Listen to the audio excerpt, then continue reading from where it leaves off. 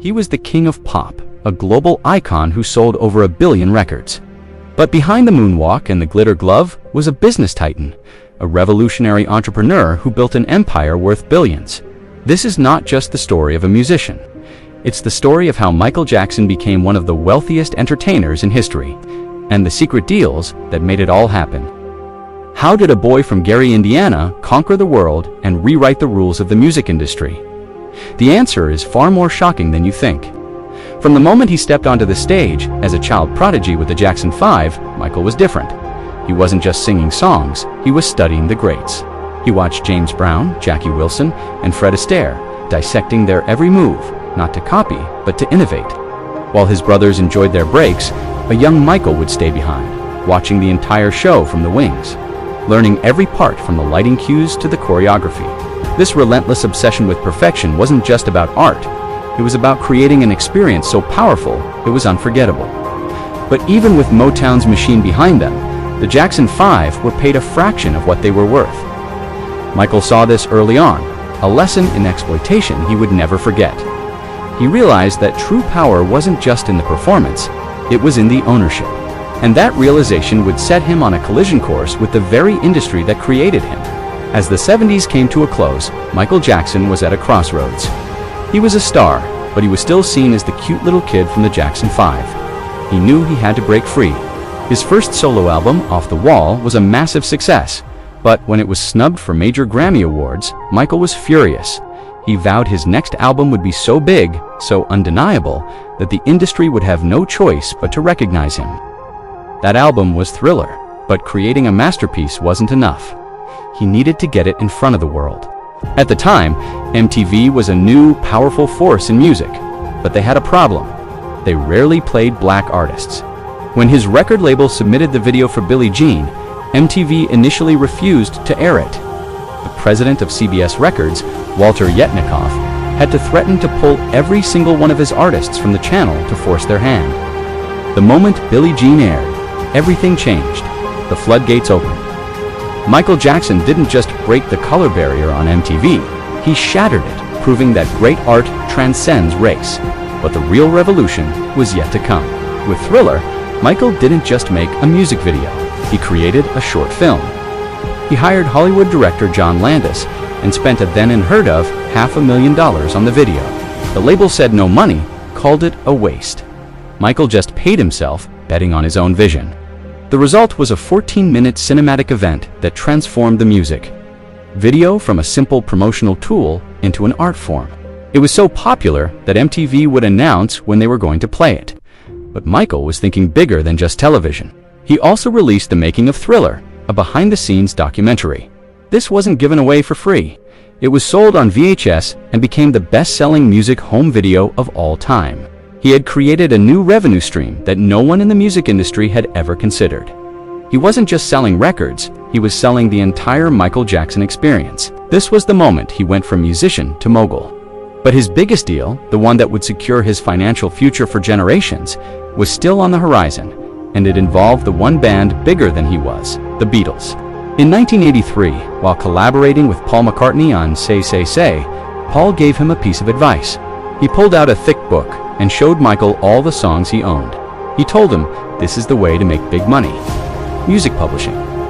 Michael was fascinated. A year later, he learned that the ATV music catalog, which owned the publishing rights to over 250 Beatles songs, was for sale. He remembered McCartney's advice. This was his chance.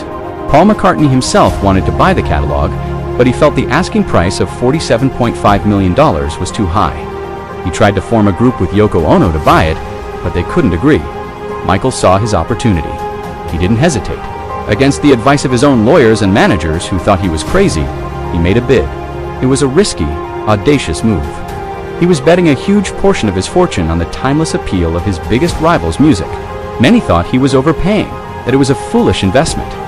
But Michael saw what they didn't. He wasn't just buying songs. He was buying a piece of history, a cultural cornerstone that would generate revenue forever. When Michael Jackson successfully purchased the Beatles catalog, it sent shockwaves through the industry. It also famously strained his friendship with Paul McCartney. But from a business perspective, it was a move of pure genius. The value of that catalog didn't just hold, it skyrocketed. Every time a Beatles song was played on the radio, used in a movie, or covered by another artist, a check was written to Michael Jackson. Over the next decade, the catalog's value grew exponentially. In 1995, he merged it with Sony's publishing division, creating Sony ATV Music Publishing and instantly doubling his investment. This single deal earned him hundreds of millions of dollars and eventually made his estate billions. It was the ultimate entrepreneurial power play. He took the advice of a friend, saw an opportunity others missed, and had the courage to take a massive risk that paid off on an unimaginable scale. He had learned the lesson from his Motown days. Don't just create the art, own the art. Michael Jackson's career was a masterclass in branding. He understood the power of myth. The single white glove, the moonwalk, the military jackets. They weren't just fashion choices. They were carefully crafted elements of a larger-than-life persona.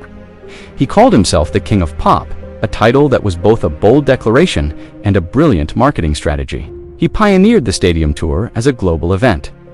With groundbreaking special effects, choreography, and pyrotechnics that had never been seen before, his Super Bowl halftime show in 1993 is legendary.